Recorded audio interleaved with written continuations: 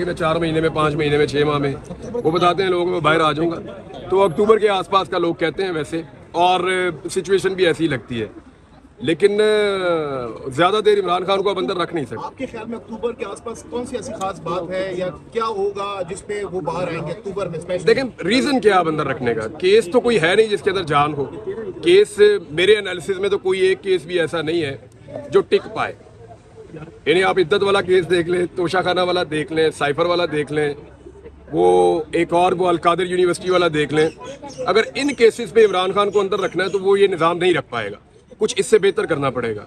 और अगर इससे बेहतर भी करेंगे तो मुझे नहीं लगता कि बहुत ज़्यादा देर तक रख पाएगा। देखिए, पाकिस्तान एक ऐसी रियासत है जिसको इस वक्त शदीद मुश्किलात हैं, इकॉनमी में, दीगर चीज़ों में।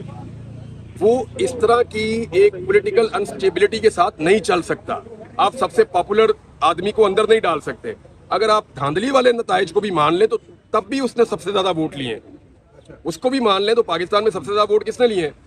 तो ऐसे आदमी को अंदर रख के आप पाकिस्तान में स्टेबिलिटी नहीं ला सकते। इमरान रियाज भाई, ये बता दें कि सहाफियों का जो नाम है वो ECL में क्यों डाला जाता मेरा भी है, मेरा भी नाम है ECL में। इसी वाले से पूछ रहे हैं वजह क्या है, गवर्नमेंट को क्या खतरा मैं है? आऊँगा मेरे ख्याल में शायद इस अदालत में दोबारा वो हज करने के लिए मैंने जाना है। पिछले साल जाना था तो मैं दोबारा आके यहाँ रिक्वेस्ट करूँगा कि हज कर दूँ, और हो सकता है कि उसके लिए नाम निकल जाए मेरा। निकला तो हज कर लेंगे इंशाल्लाह। इमरान भाई, ये मैं मौलाना फजलुर रहमान की कल आपने स्पीच सुनी होगी जिसमें उन्होंने कहा है कि अब जो है ना, मैं एक बहुत बड़ा समंदर लेके आ रहा हूँ और जो मेरे रास्ते में रुकावट बनेगा वो खुद मुसीबत में पड़ेगा। इस जो मौलाना साहब का ये बयान है, क्या वाकई हुकूमत गिरने जा रही है? मौलाना साहब कुछ कर पाए? मैं मौलाना साहब का जो स्टेटमेंट है ना, मैंने उसको सुना रात को डिटेल में निकाल के। उनकी तकरीर बहुत अच्छी है मौलाना साहब की, लेकिन उनकी तकरीर अगर मगर के साथ है। अगर आप गौर से सुने तो वो क्लैरिटी के साथ नहीं है। मौलाना फजलुर रहमान साहब ने अभी भी एक रूम रखा हुआ है। वो कभी भी मौलाना फजलुर रहमान साहब वो इस तरह की सियासत नहीं करते कि वो बिल्कुल ब्लैक एंड वाइट में चले जाएं। वो ग्रे एरियाज के अंदर रहते हैं और रवायती पॉलिटिकल पार्टीज के लिए वो एक गुंजाइश हमेशा रखेंगे। उनका जो नेचुरल अलायंस बनता है ना मौलाना साहब का, नेचुरली जहाँ जाके वो फिट इन हो सकते हैं, वो PTI नहीं है। वो बाकी जमातों के साथ ईजिली हो सकते हैं। तो देखें अब वो स्ट्रेटजी बनाते क्या हैं, इसमें वो क्या गेन कर पाते हैं। बहरहाल हमेशा मौलाना फजलुर रहमान ने जब भी कोई मूव की है तो उन्होंने अपने लिए कुछ पॉलिटिकल अच्छा गेन किया, अपने लिए, अपनी पार्टी के लिए। देखते हैं कि वो यहाँ पे अपने लिए गेन करते हैं या अपने मुल्क के लिए करते हैं। अच्छा, इमरान रियाज साहब, केसेस तो बहुत वीक है, आपने भी कहा और सभी कह रहे हैं। गुज़श्ता रोज सलमान सफदर साहब ने हमसे गुफ्तगू करते हुए कहा कि पॉलिटिकल विक्टिमाइजेशन हो रही है खान साहब के साथ। तो अगर केसेस इतने वीक है उसके बावजूद भी रिलीफ नहीं मिल रहा, तो ये पॉलिटिकल विक्टिमाइजेशन कैसे खत्म होगी अगर खान साहब डटे रहेंगे? नहीं, वो देखें ऐसे ही खत्म होगी ना। कोर्ट के अंदर आएंगे, एक एक करके केसेस खत्म हो रहे हैं ना, ऐसे ही खत्म हो जाएंगे। एक वक्त आएगा, हर चीज की एक्सपायरी डेट होती है। उसको मेरी सलमान सफदर साहब से बात हो रही थी, मैंने उनसे पूछा, मैंने कहा जी आप ये किस बुनियाद पे बात कर रहे हैं? तो उन्होंने कहा कि अब सिस्टम भी थक गया है ऐसे बोसीदा केसेस को ड्रैग कर करके। तो इमरान साहब ये इसको एक हद तक खींच सकते हैं। एक हद के बाद इसके अंदर जो लचक है वो खत्म हो जाएगी और ये फिर केसेस खत्म हो जाएंगे। ये बहुत इंपॉर्टेंट इस वक्त सूरत-ए-हाल है। सियासतदान भी बात कर रहे हैं कि इकट्ठे हो जाएं। आज आप सभी इकट्ठे हुए हैं, सहाफ़ी हज़रात भी। कितना इंपॉर्टेंट है आप सबका इस वक्त इत्तेहाद और इत्तेफाक के साथ आगे चलना?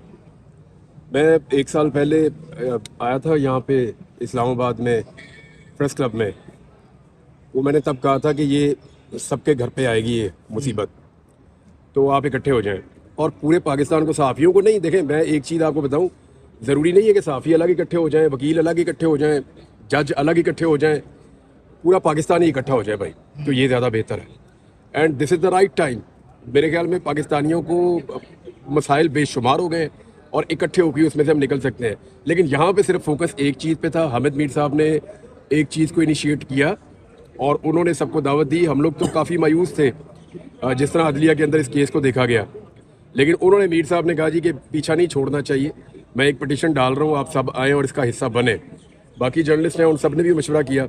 मैं फिर कल स्पेशली मैं आया यहाँ पे इस्लामाबाद में, मैंने इनसे मुलाकात की और हमें हर दरवाज़ा खटखटाना चाहिए। दरवाज़ा खटखटाया, आज तो जवाब अच्छा आया, देखते हैं आगे क्या चलता है। अच्छा, इमरान रियाज साहब, माजी में भी ऐसे केसेस हमने अदालतों में देखे हैं, लेकिन मंतकी अंजाम तक नहीं पहुंचे। अब की बार आपको कितने पुरुमीद है कि अब की बार ये मामला अदालत में मंतकी अंजाम तक पहुंच जाएगा और जो मजलूम है उनको इंसाफ मिल पाएगा? देखें, अरशद शरीफ शहीद है, ये तो आप सब मानते हैं, तो इंसाफ ज़रूर होगा इंशाल्लाह होगा, ज़रूर होगा। अभी नेक्स्ट लाएमल आप लोगों को क्या है? क्योंकि एक्शन फोरम भी बना रहे हैं, सुनने में आ रहा है, हामिद बीर साहब ने कहा है। वो कुछ ऐसी इतलात है सहाफ़ियों के पास इस्लामाबाद में, और कुछ मेरे पास भी है। एक लिस्ट भी गर्दिश कर रही है मुबैना तौर पे, कुछ लोग क्लेम करते हैं उन्होंने उसको देखा भी है। तो सहाफ़ियों को इस वक्त अपनी सिक्योरिटी का इशू है पाकिस्तान में, और वो ये सोचते हैं कि वो इकट्ठे होकर इसको हल कर सकते हैं या किसी सिचुएशन को अवॉइड कर सकते हैं। तो उसके लिए इन्होंने इनिशिएटिव लिया इस्लामाबाद से, बाकी शहरों में भी सहाफ़ियों से रब्ता किया। कल मैं जब बीर साहब से मिला तो उन्होंने बताया कि वो कहाँ कहाँ तक रब्ते कर चुके हैं, और बाकी जो जर्नलिस्ट हैं उनसे भी मैं मिला हूँ, उन्होंने भी बताया कि कितने लोग ऑन बोर्ड हैं। तो ये एक बहुत बड़ी तादाद है। अच्छी बात यह है कि किसी अच्छे कॉज के लिए, और किसी को कोई मुसीबत पड़े या किसी को कोई प्रॉब्लम आए तो बाकी लोग उसके साथ खड़े हों, और इत्तेफाक है या इख्तलाफ है उसके बावजूद। Thank you. आखिर में सर ये बता दें कि इस इकट्ठे होने का आपके ख्याल में इसका इम्पैक्ट कितना इम्पोर्टेंट होगा, और अरशद साहब के बाद अब ये सिलसिला रुकेगा या नहीं रुकेगा, ये बता दें। देखें, वो इतना अनफॉर्चुनेट इंसिडेंट है अरशद भाई का कि वो तो दोबारा कभी नहीं होना चाहिए। मैं आखिरी दफ़ा जब अदालत में आया था उनके साथ आया था, ये इस्लामाबाद हाई कोर्ट में, उसके बाद उन्होंने नाश्ता भी करवाया था। तो उसके बाद मैं आज आया हूँ तो ये अदालत भी बदल गई है, एक नई जगह पे है। पहले मैं वहाँ दूसरी जगह पे आया था। इकट्ठे होने का तो हमेशा फ़ायदा होता है, और हमेशा से हम यही सुनते आ रहे हैं कि together we rise and divided we fall. अगर हम डिवाइड हो जाएंगे तो गिरते जाएंगे। इख्तलाफ होना चाहिए। आज जो यहाँ पे लोग बैठे हुए थे, इन सबका आपस में इख्तलाफ है, बहुत सारे इश्यूज़ पे इख्तलाफ है, नज़रियात पे इख्तलाफ हो सकता है, और ये इख्तलाफ आइंदा भी रहेगा। लेकिन हम इख्तलाफ को अब रिस्पेक्ट देंगे। हमने ये सीख लिया है कि अपने इख्तलाफ को अपनी कमज़ोरी की वजह नहीं बनाना। ये बात हमने कम से कम सीखी है।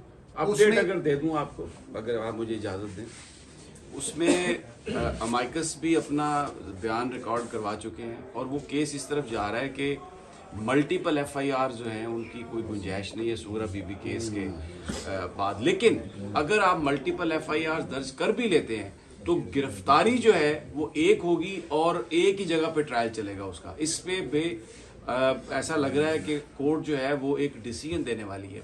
तो TORs के नाम पर या किसी और चीज़ के नाम पर ऐसा ना हो जाए कि वो केस मोहसिन अख्तर कियानी साहब से लेके इधर मर्ज कर दिया जाए, तो वो मामला ख़त्म हो जाएगा बिल्कुल।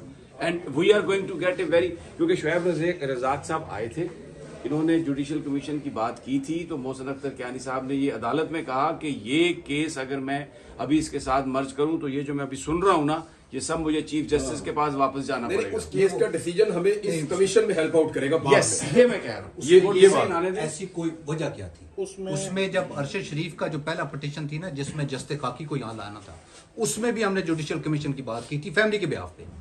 वजह ये हो रही है कि हम इनको कोशिश ये कर रहे थे ना, देखें ना, credit goes to all of you कि आज हम इस पिटीशन में बैठे हुए हैं। मेरे पास एक ऑप्शन क्या था कि जो पुरानी पिटीशन लगी है जिसकी एक प्रेयर 10 में से एक प्रेयर ऐसी है कि जुडिशल कमीशन लगाया जाए, तो अगर फॉर एग्जांपल आज आप गठे हो गए हैं तो मेरी तो एनर्जी बढ़ गई है ना। उस वक्त मेरे पास कोई बंदा नहीं था, हम क्या करें, तो हम पुरानी पिटीशन पर रिलाई कर रहे थे कि प्रेयर नंबर 6 पे जुडिशल कमीशन का जिक्र है, उसको भी शामिल कर लें। आप तगड़े हो जाए, बाकी लोग भी आएंगे आपके पीछे। मेरे भाई वजह ये हो रही है ना कि कॉमन कॉज पे आ रहे हैं ना, हम देखें ना, हम कोशिश यही कर रहे हैं कि इन्वेस्टिगेशन होती है ना, कोई बुरा सा F8 में कोई गलत बंदा कुत्ता भी मार देना, इन्वेस्टिगेशन हो रही है। 1.5 साल से आपकी कोई इन्वेस्टिगेशन नहीं हुई और प्रोसिक्यूशन इंटरेस्टेड नहीं है।